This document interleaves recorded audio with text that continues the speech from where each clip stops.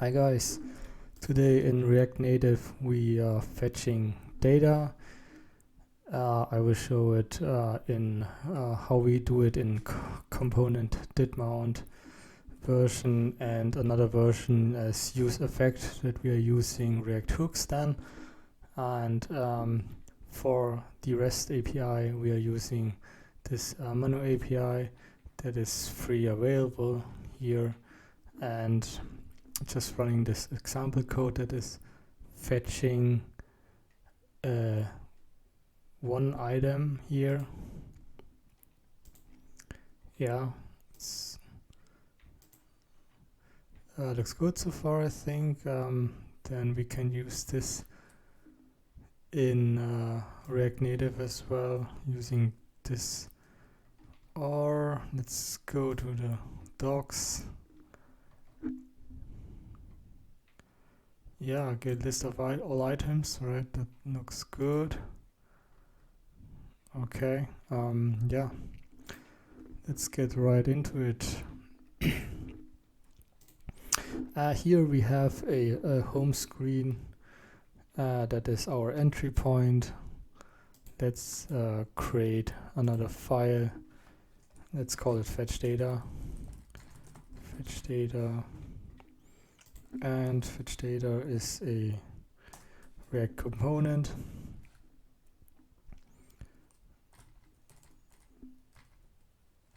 And we need to import some other components from React Native. Let's have view and let's have text from React Native.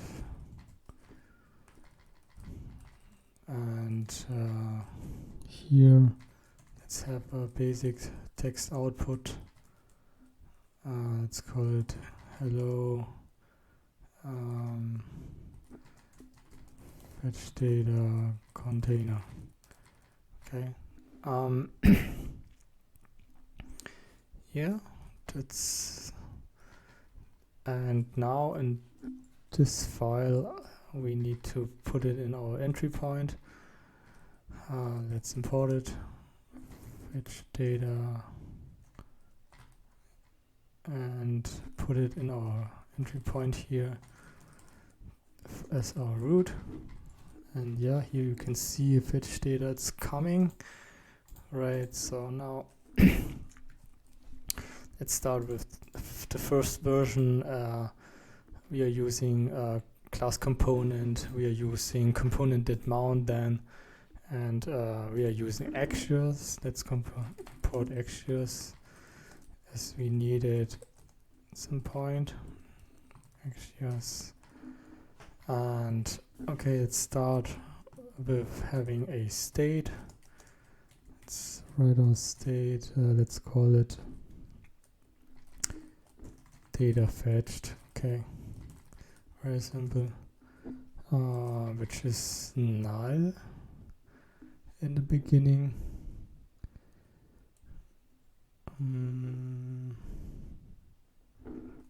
Okay. And then we will use componentDidmount. So componentDidmount is a inbuilt method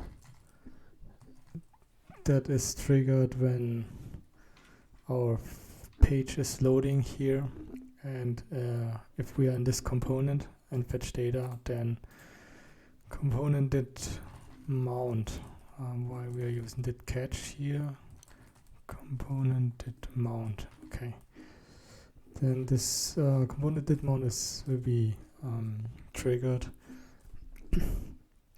and yeah, let's say if this component is mounting, then we are saying axios get, right?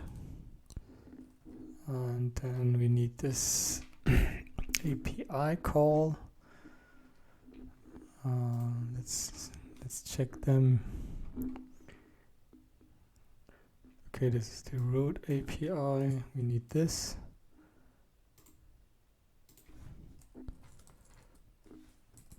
and we wanna call all items, right? And then we need this one. It's here. All items. Okay. Sending it. Send the object here, and then we can say then we deal with the response. Let's say res. We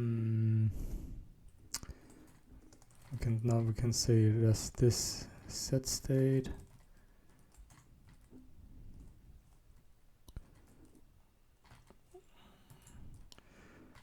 Okay, set state.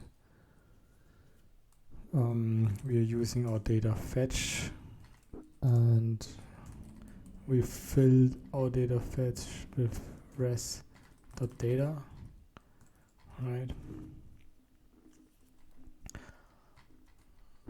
So I think that looks good so far. And now in the render thingy, we are doing we are destructing our data fetch from is our state, and we need to say is this state, right? Okay, that looks good, I think.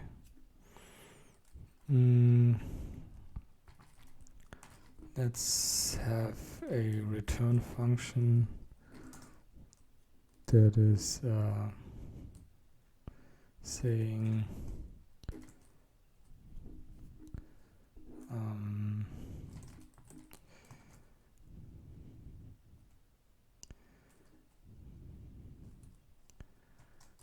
fetching data, and now we can use our data fetch here, that is our state that is filled with the items and filled with the data. We can map through this. We can say data fetched. First we say if data fetched is available for us, and if this is not null, then we can say data fetched dot map, and let's call it I, right? The response is as I here, and then let's say we want to output I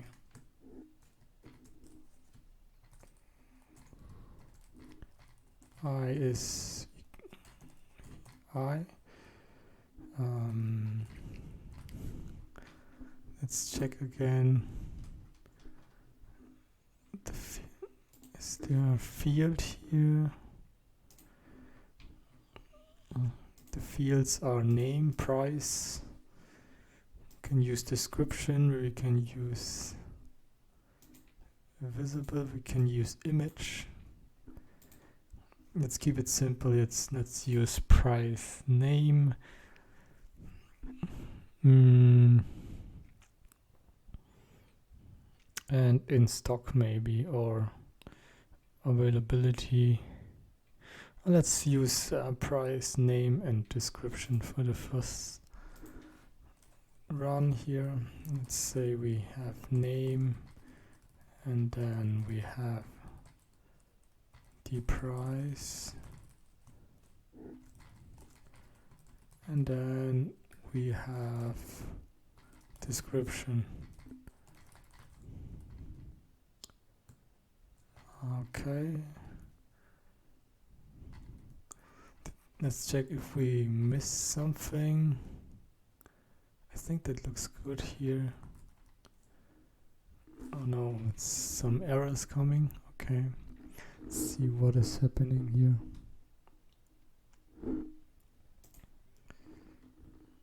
Unexpected.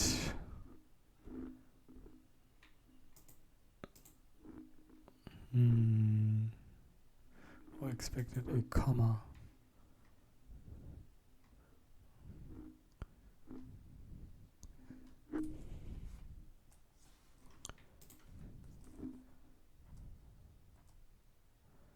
Okay, return.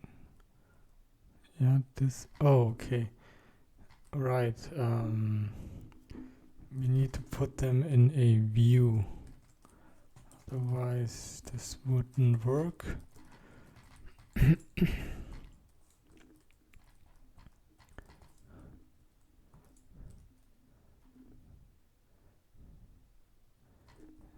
fetched state. Yes. Looks good. Maybe we're missing here semicolon, right?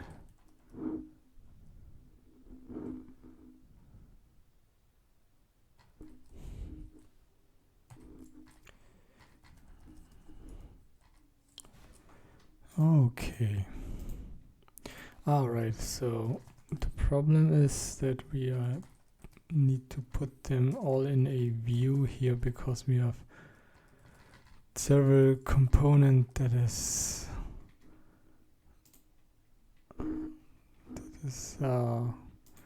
composing here something. And yeah, looks good. We have some output here. We don't have description because description spelling mistake here. Looks okay. It's coming. Or maybe we can use another component that is giving us some scroll option. I think it's the scroll view. Scroll view, right? And it's the scroll view here so that we can scroll.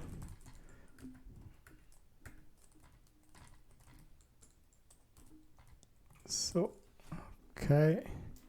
Now it looks good. Okay. So this is for the first version that is componentDidmount. You can do the same thing with React hooks, and I will show this right now. Let's comment this out here. Have another arrow function that we call it also fetch data.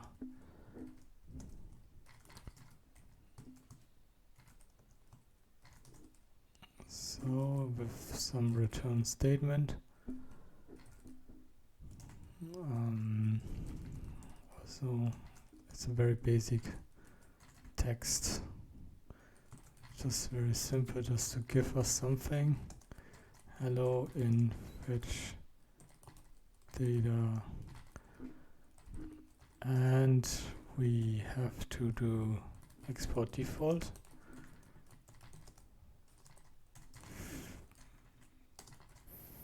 Fetch data. Okay, so I think that works.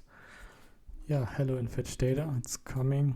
Okay, so in React hooks we are using useEffect, that is kind of equivalent to componentDidmount here. Let's have it here imported. useEffect. Okay. And for our state we can use another hook that is useState. It's so let's do like state, set state, and equals React useState. Right here, and then we can do useEffect. useEffect.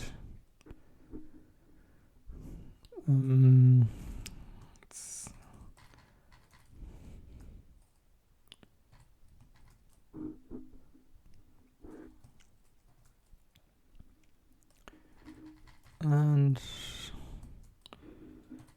here, so this is our useEffect method here. Let's copy this out, just not to rewrite everything again. Okay. Right, we don't have this anymore because we're using React hooks now. And we also need to have initial state, that is our data fetched, right? Data fetch equals null, right? Also for our return, we can copy all of this. Delete this one.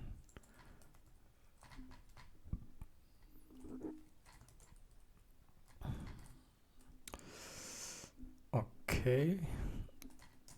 And also we need to destruct our data fetched. Data fetched equals state. And looks, let's see, it's saying something. Takes equal for unexpected corresponding JSX closing. Oh yeah, it's, we need scroll view here for closing this one. Yeah, that actually looks good. Yeah, so it's coming. See, and this is the useEffect version, React hooks version, compared to our class component componentDidmount version. So that's it. Thanks.